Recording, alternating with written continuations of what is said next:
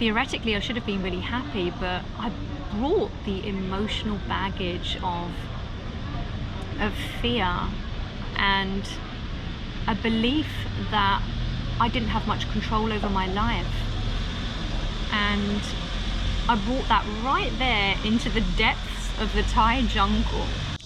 Hi guys, I'm Tasha from Travelandtash. I'm currently in BONGEUNSA temple in southern Seoul. It's prayer time right now, and so you can hear the sounds of the monks doing the chants and the surrounding cicadas singing behind me. Today the topic of the video is going to be the things that I wish I had known before I started traveling and living abroad. Before we start, I'm going to tell you a little bit about me. I have been traveling ever since I was a kid. My parents are mostly Spanish, and so would travel back and forth to see family. I've traveled now to more than 25 different countries. I've lived in Canada. I currently live in South Korea, and I predict that I'm going to be traveling until I die, basically. I love traveling, and it's something that I'll never tire of doing. But there are three things that I wish I had known in advance, both about traveling itself and also about living abroad, that I want to talk about and share with you guys today. Number one is that travel and living abroad is not going to fix you. I think that people hope to find a sense of belonging in living in another country. While initially that seems amazing and it can seem really exciting and full of adventure, after a while you begin to realize that the baggage that you had hoped you had left behind, you actually dragged along with you. This was very evident when I traveled to Thailand, and I was in transition from Koh Samui, one of the southern islands, to Phuket, another southern island. And we had to do about 6 different stops, 6 different transitions before eventually getting to Phuket. And one of them was a stay in a jungle, which was like a stop-off area where Thai bosses in the jungle were kind of negotiating and figuring out who's going in which direction and at what time. And there was one very memorable situation where one of the Thai bosses was saying to me, "We want you to pay extra money because we're going to take you here instead. We're going to take you beyond your original destination. We want to drop you nearer to your hotel." And I was like, "Oh no, that's not necessary. I'll figure out my own accommodation." And he was very, very insistent, and I felt myself getting angry, and there was a lot of resistance to that, and that put me in a difficult position at that time because it could have got a little bit dangerous for me, in so much as I was quite defiant and over something that was really quite minor when I look back on it in retrospect. But looking at it now, I can see that the source of that trigger was that I felt like in general in my life that I didn't have much control, or that people were dictating to me, or circumstances was dictating to me which direction to go in, and that I didn't have much control over that. And so anybody trying to tell me what to do at that point in my life, my reaction would be really angry and really defensive. In theory, I was in a place of freedom. I had a backpack and I was seeing places so far away from England, from my home at that time. And theoretically I should have been really happy, but I brought the emotional baggage of fear and a belief that I didn't have much control over my life.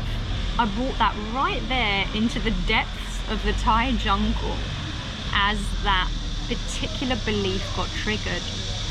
So my point is that even if you feel like you can try and leave behind the old you can leave behind your old life and you can start afresh. Freedom isn't necessarily a release from your home environment. It's potentially a release from all of the beliefs that you imposed on yourself, where you felt like you couldn't do this and you couldn't do that, or that circumstances dictated the way that your life followed. For that reason, I'm saying it's internal reflection and sitting with yourself and digging deep and figuring out what are your triggers, what are the things that make you angry, and that is what's really going to help you feel freer.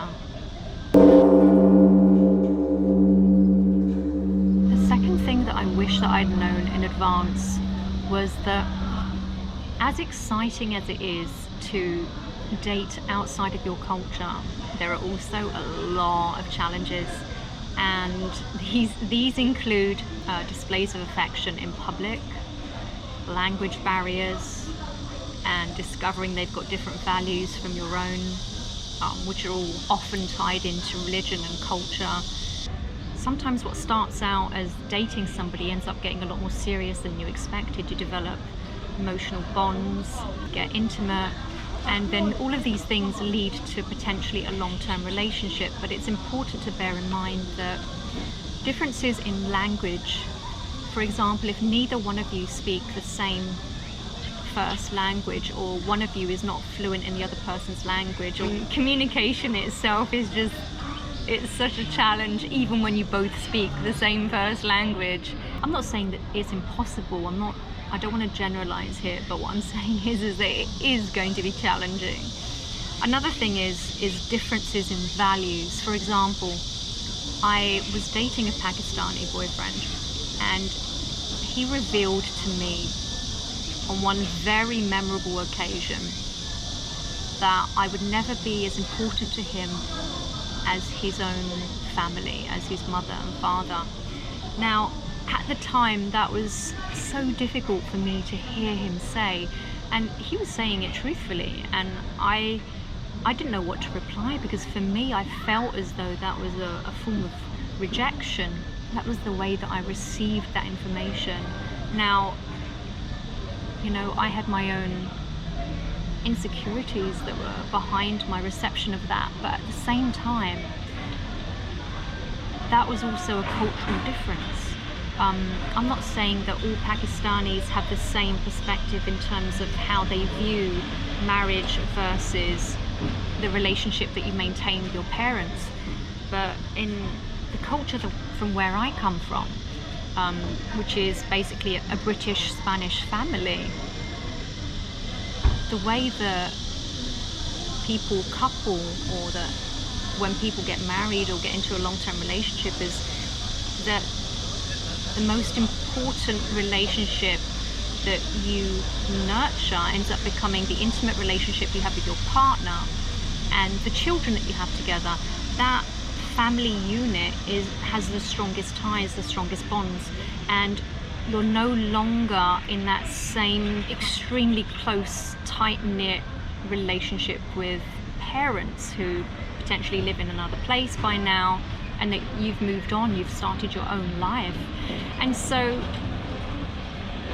particularly between cultures like, let's just say, a British culture and a Pakistani culture, those differences could be very, very different, and can be amplified, and amplified by triggers that you have from the past, as was my personal case.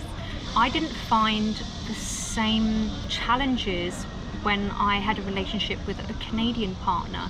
Canadians and British are pretty similar, and there's not too much difference either between British and Spanish. When you live abroad, the chances of you getting into a relationship with somebody of a completely different culture is probably fairly large.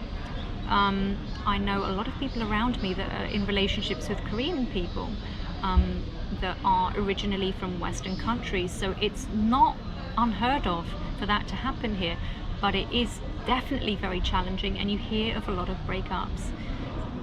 Another factor to bear in mind is that you attract what you are.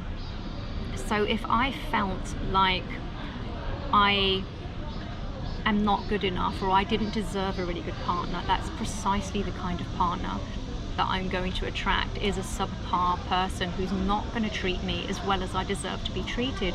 I can be saying, You know, I deserve to have a really amazing partner, but at the end of the day, if deep inside me I feel unworthy, regardless of what culture they come from, I'm going to attract somebody who will not treat me well, whether they're going to be Korean or Pakistani or from anywhere else.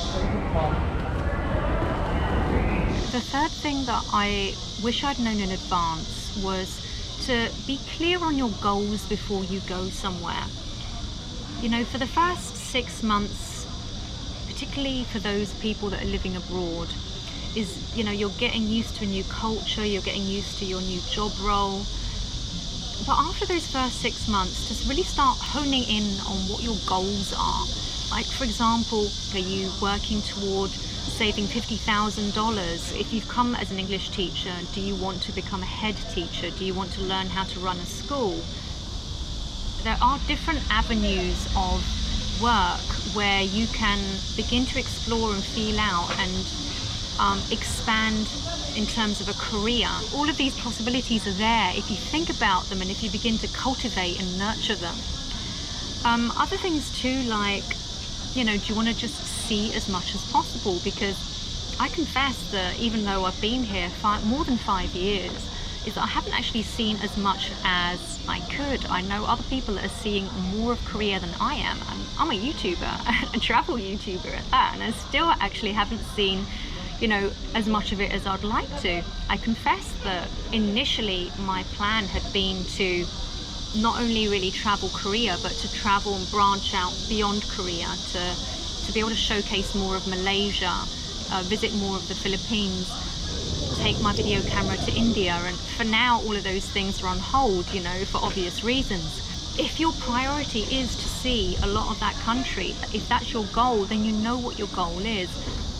If you don't feel like you're working toward a goal and that all of this is worth it, you can end up becoming bitter and disgruntled, and, you know, that takes away from the whole purpose of moving abroad in the first place. So I think it's extremely important to define a goal and to work toward those goals, because then you feel like you're getting a lot more done. If you have a series of goals that you're working through, that makes it even more worth it, you know, because you end up doing so much, you end up achieving so much, and you can feel really proud of yourself. Anyway, those are the 3 things that I would recommend to anybody traveling extensively or looking or considering living abroad, to at least think about before moving. Is what really are your expectations? You know, what do you hope that it's going to fix or change in your life? You know, what are your realistic expectations? You know, you are potentially going to get lonely. You may be tempted to date. You know, who do you want to date? And lastly, you know, what are your goals? Figure out something that you can achieve and set lofty goals so that you feel like you're achieving a lot. And, you know, I think that that's when you end up having a richer experience and you feel really proud of yourself. Anyway, guys, I want to say thank you for watching this far into the video. Check out my other videos from my travels around Korea. I've also got series from Malaysia, the Philippines that you may enjoy too. And yeah, I'll see you on the next video. Thanks for watching. I'll see you soon.